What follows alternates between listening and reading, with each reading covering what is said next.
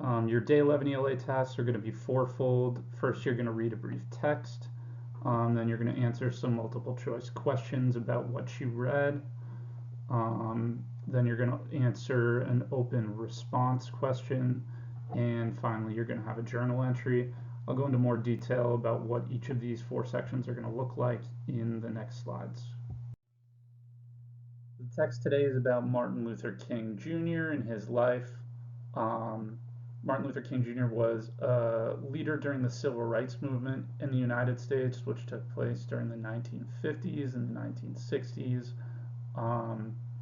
when minority groups, and specifically African Americans, were treated really unfairly and did not have equal rights. And so this was a movement fighting for equality and fair treatment in the United States.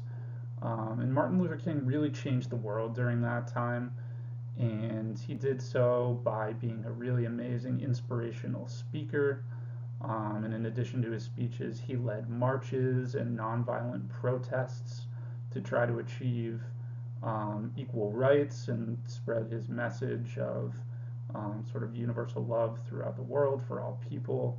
And his bravery was really impressive and inspirational to a lot of people. There's a video on the right here, where he gives his famous "I Have a Dream" speech, which took place at our nation's capital, Washington, D.C.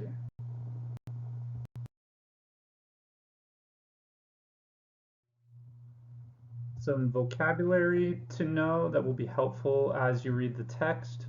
The first word here is to inspire. To inspire people means to give people hope and to motivate them and make them want to take action and join your cause.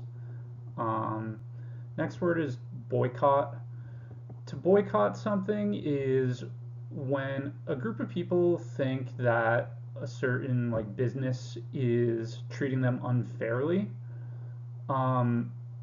If those people all join together and say, we're not going to buy things from that business anymore, we're not going to go to that place anymore, then if a lot of people do that, they actually have some power, because that business will start losing all those customers who think they're treating them unfairly.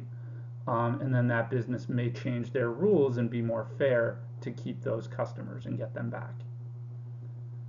Some strategies as you are reading if you come across other unfamiliar words.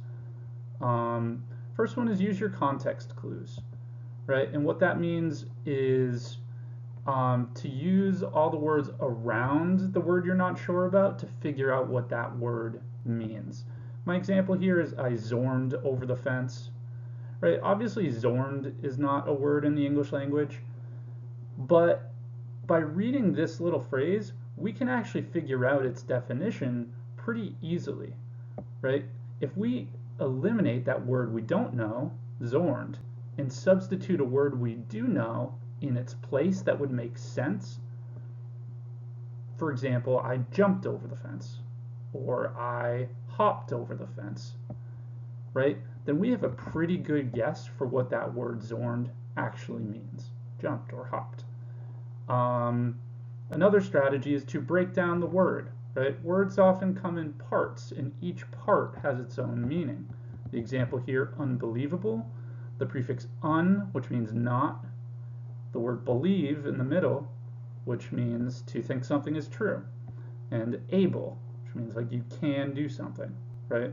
So if you put it all together, not able to believe something, I can't think that thing is true, then we've put all those puzzle pieces together. And the last tool is your dictionary, right? Either English to English or English to Spanish, whatever you find more helpful.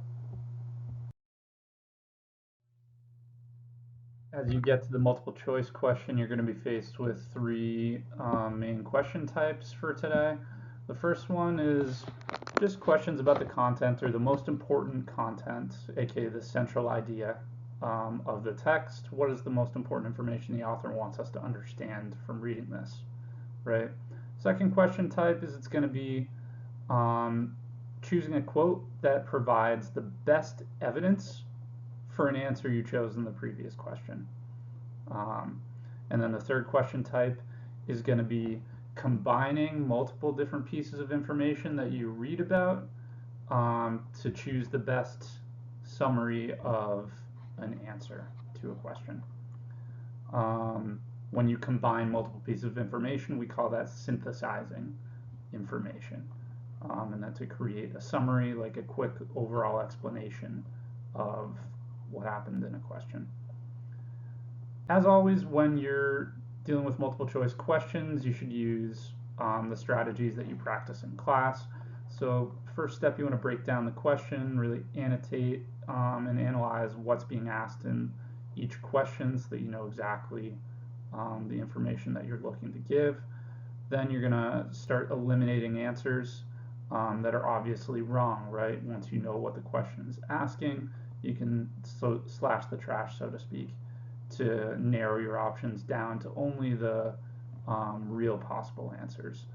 Then you want to look for answers that are almost correct, but maybe one piece of it is not correct, right? Maybe if your answer is a list of 3 things, 2 of the 3 are right, so it's distracting you, but that last piece isn't quite accurate.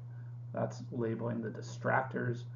And then once you've narrowed it down to your final option or options, just choose the best answer, right? The one that's most closely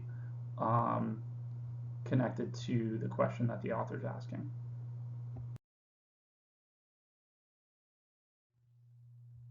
So you finished reading, you finished the multiple choice, you're now on to the open response. The prompt here is using the reading about Martin Luther King Jr. to answer the following question: how does the author show that MLK was brave? Right? So you're going to break down that prompt, figure out exactly what the essay question is asking you to respond to. And then good news is you're not going to have to actually write the complete essay here. You're just going to go through the planning and outlining process, right? So what that's going to look like is your thesis statement, right? A 1-sentence answer that responds to all parts of the prompt.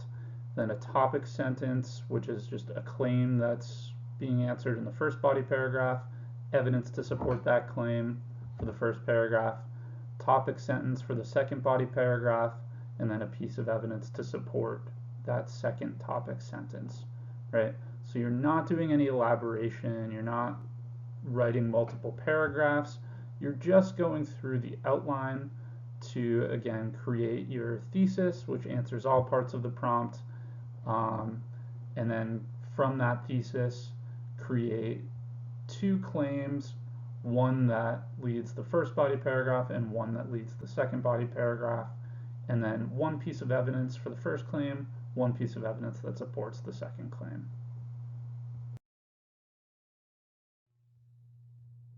So you've read the article, you've answered all the multiple choice questions, you've done the outline for your open response question. Now you get to your journal entry. This is something a little bit new and different compared to what we usually do in our ELA class when we're in the building, but journal entries are going to be kind of cool and kind of a little more freeform than the stuff we're typically doing. So it's not a formal essay, right? You don't have to structure it a particular way. You have a lot more freedom when you're writing it. It's really more of a chance for you to explore your thinking, express your ideas, and just sort of expand your thought process and your writing process overall. Despite this emphasis on how freeform the writing is, it's not like a text message that you're writing, right? You're still using formal language. You're still capitalizing where you need to capitalize, spelling where you need to, spelling all your words correctly, etc.